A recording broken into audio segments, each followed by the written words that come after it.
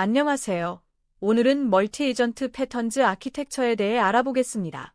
AI 에이전트 시스템에서 여러 에이전트가 어떻게 협력하는지, 그리고 실무에서 어떤 패턴을 선택해야 하는지 상세히 다루겠습니다. 이 영상은 에이전트 스킬즈 포 컨텍스트 엔저니링 코스의 일부입니다. 오늘 다룰 내용입니다. 먼저 왜 멀티 에이전트가 필요한지 알아보고 컨텍스트 격리의 핵심 원리를 설명합니다. 그 다음 슈퍼바이저 패턴, 피어-투-피어 스원 패턴, 하이라키컬 계층적 패턴을 차례로 살펴봅니다. 토큰 경제학과 비용 분석도 중요하게 다루고 마지막으로 주요 프레임워크 비교와 실전 선택 가이드로 마무리하겠습니다. 왜 멀티 에이전트가 필요할까요? 하나의 거대한 AI 에이전트로 모든 작업을 처리하려고 하면 점점 복잡해지고 성능이 저하됩니다. 쉽게 비유하면 한 사람에게 요리, 청소, 운전을 동시에 시키는 것과 같습니다. 아무리 능력이 뛰어난 사람이라도 여러 가지를 동시에 완벽히 수행하기는 어렵습니다. 멀티 에이전트 시스템은 이 문제를 해결합니다. 전문화된 여러 에이전트가 각자의 역할에 집중하면서 협력하여 복잡한 작업을 효율적으로 처리하는 것입니다. 단일 에이전트에 너무 많은 역할을 부여하면 컨텍스트 오염이라는 문제가 발생합니다. 실제로 겪어보신 분들도 계실 텐데요. 코드 리뷰를 요청했는데 갑자기 테스트 케이스 이야기를 하거나 문서 작성을 시키면 엉뚱하게 버그를 찾겠다고 나서는 현상이 나타납니다. 이것은 프롬프트에 복합적인 역할이 뒤섞여 있어서 에이전트가 혼란을 느끼기 때문입니다. 컨텍스트 윈도우에는 한계가 있고 그 안에 너무 많은 정보와 역할이 담기면 성능이 급격히 떨어집니다. 멀티 에이전트 시스템의 핵심 원리는 바로 컨텍스트 격리입니다. 각 에이전트에게 명확하게 한 가지 역할만 부여하고 그 역할을 수행하는 데 필요한 정보만 선별적으로 전달하는 것입니다. 마치 회사 조직에서 마케팅팀은 마케팅만, 개발팀은 개발만 담당하는 것처럼요. 하나의 에이전트의 하나의 역할, 이 원칙이 결과물의 품질을 결정합니다. 역할이 명확해야 에이전트가 자신의 일에만 집중할 수 있습니다. 코드로 비교해 보겠습니다. 먼저 단일 에이전트 방식에서는 프롬프트의 코드 리뷰어이면서 테스터이고 문서 작성자입니다 라고 복합 역할을 부여합니다. 이렇게 하면 역할이 뒤섞여 혼란이 발생합니다. 반면 멀티 에이전트 방식에서는 리뷰어 에이전트, 테스터 에이전트, 라이터 에이전트로 완전히 분리합니다. 각 에이전트는 코드 리뷰만, 테스트만, 문서 작성만 담당합니다. 이렇게 역할을 분리하면 각자의 전문 영역에서 최상의 결과를 낼 수 있습니다. 이제 첫 번째 아키텍처 패턴인 슈퍼바이저 패턴을 알아보겠습니다. 슈퍼바이저 패턴은 중앙의 오케스트레이터가 모든 에이전트를 관리하는 구조입니다. 오케스트라의 지휘자를 생각해 보세요. 지휘자가 각 악기 파트에 언제 연주할지 지시하고 전체 조화를 이끌어내듯이 슈퍼바이저는 프로젝트 매니저처럼 팀원들에게 작업을 분배하고 결과를 취합합니다. 모든 통신이 중앙을 거치기 때문에 전체 상태를 한눈에 파악하기 쉽습니다. 슈퍼바이저 패턴의 장단점을 살펴보겠습니다. 장점으로는 구현이 직관적이고 중앙에서 모든 상태를 관리할 수 있으며 에이전트 간 유존성을 명확히 파악할 수 있습니다. 디버깅도 상대적으로 쉽습니다. 하지만 단점도 있습니다. 모든 작업이 오케스트레이터를 거쳐야 하므로 병목이 될 수 있고 중앙 시스템에 장애가 발생하면 전체 시스템이 멈추는 단일 장애점 문제가 있습니다. 트래픽이 많은 시스템에서는 이 점을 고려해야 합니다. 슈퍼바이저 패턴의 구현 코드를 살펴보겠습니다. 슈퍼바이저 클래스는 에이전트라는 맵에 사용 가능한 에이전트들을 관리합니다. 오어키스트레이트 메서드가 핵심인데요.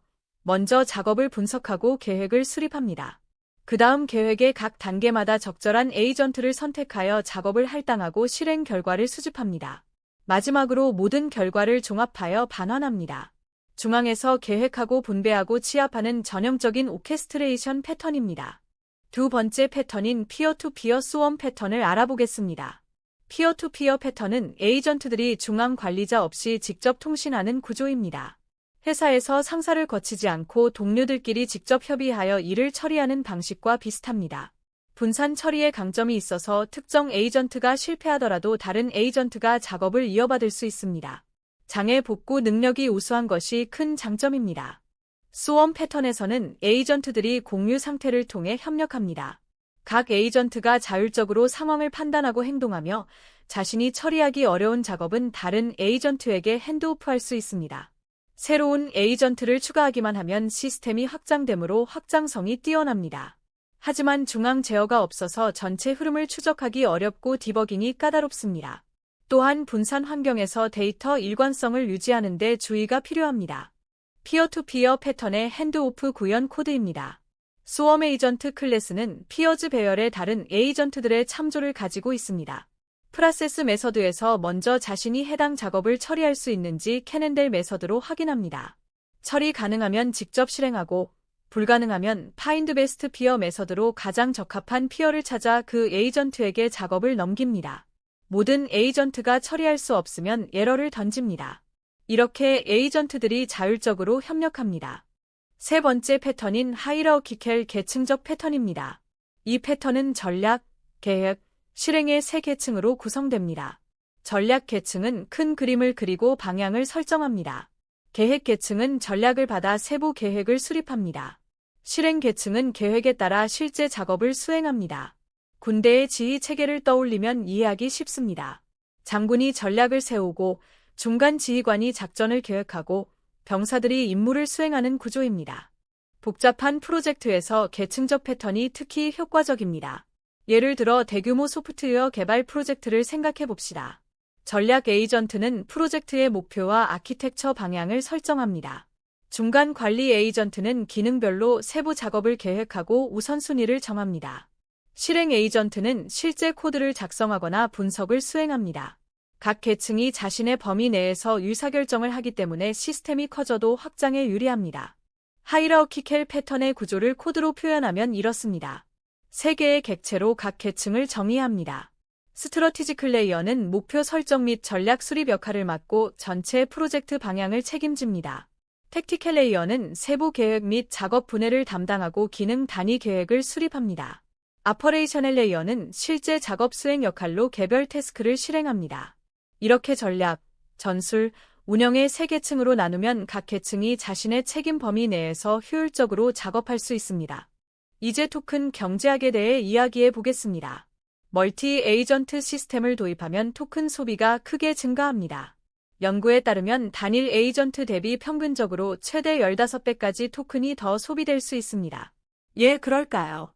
에이전트 간에 통신할 때마다 컨텍스트를 전달해야 하고 여러 에이전트가 비슷한 정보를 중복으로 처리하는 경우도 있기 때문입니다. 비용 관리 없이 멀티 에이전트를 도입하면 예산을 초과할 수 있습니다. 토큰 비용을 최적화하는 전략을 알아봅시다. 첫째, 컨텍스트 압축입니다.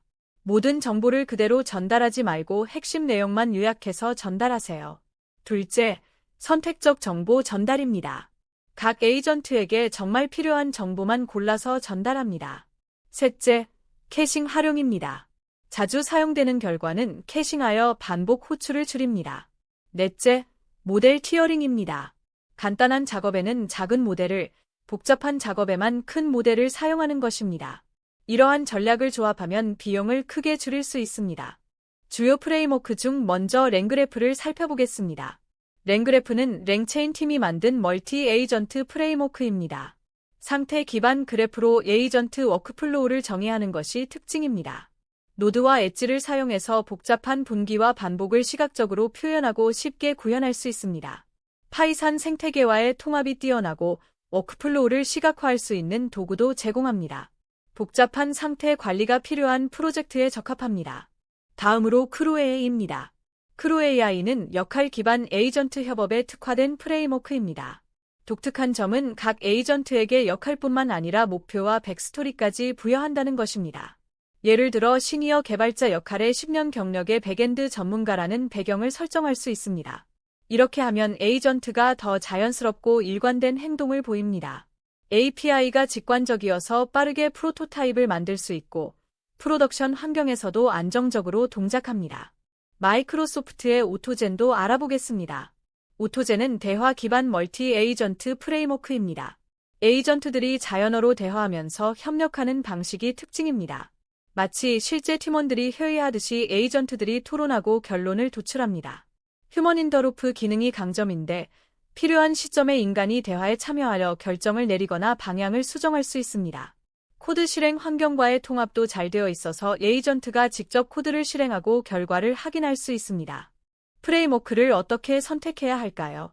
프로젝트의 요구사항을 먼저 파악해야 합니다. 복잡한 워크플로우와 상태 관리가 핵심이라면 랭그래프가 적합합니다. 팀처럼 역할 기반으로 협업하는 구조가 필요하면 크루 AI를 고려하세요. 대화형 인터페이스가 중요하거나 인간의 개입이 필요한 시스템이라면 오토젠이 좋습니다. 물론 하나만 고집할 필요는 없습니다. 프로젝트 특성에 따라 여러 프레임워크를 조합해서 사용할 수도 있습니다. 아키텍처 패턴 선택 기준을 정리해 보겠습니다. 슈퍼바이저 패턴은 작업 흐름이 명확하고 중앙에서 전체를 관리해야 할 때 선택합니다. 디버깅이 쉽고 상태 파악이 용이합니다. 피어투피어 패턴은 장애 복구가 중요하고 분산 처리가 필요할 때 좋습니다. 특정 노드가 실패해도 시스템이 계속 동작해야 하는 경우입니다. 하이라키컬 패턴은 대규모 복잡한 시스템에서 계층별로 책임을 분리해야 할 때 적합합니다. 상황에 맞게 선택하세요. 실무에 적용할 때 주의할 점이 있습니다. 가장 중요한 것은 정말 멀티 에이전트가 필요한지 먼저 검토하는 것입니다. 단일 에이전트로 충분히 해결되는 문제에 멀티 에이전트를 도입하면 불필요한 복잡성만 추가됩니다. 또한 모니터링과 로깅을 철저히 해야 합니다. 에이전트 간 통신을 추적할 수 있어야 문제가 발생했을 때 원인을 파악할 수 있습니다. 처음에는 단순하게 시작하고 필요에 따라 점진적으로 확장하는 것을 권장합니다. 오늘 내용을 정리해 보겠습니다. 멀티 에이전트 시스템의 핵심은 컨텍스트 격리입니다. 하나의 에이전트에 하나의 역할을 부여하고 필요한 정보만 전달하세요. 아키텍처 패턴은 슈퍼바이저, 피어투피어, 하이라키컬 중에서 상황에 맞게 선택합니다. 토큰 비용이 크게 증가할 수 있으므로 최적화 전략을 반드시 세워야 합니다. 프레임워크는 랭그래프, 크루 AI, 오토젠 등 요구사항에 맞게 선택하면 됩니다. 이 원칙들을 기억하시면 효과적인 멀티 에이전트 시스템을 구축할 수 있습니다. 멀티 에이전트 패턴즈 아키텍처 완벽 가이드를 시청해 주셔서 감사합니다. 오늘 배운 내용이 여러분의 AI 에이전트 개발에 도움이 되길 바랍니다. 더 많은 콘텐츠는 코드덱 KR에서 확인하실 수 있습니다. 감사합니다.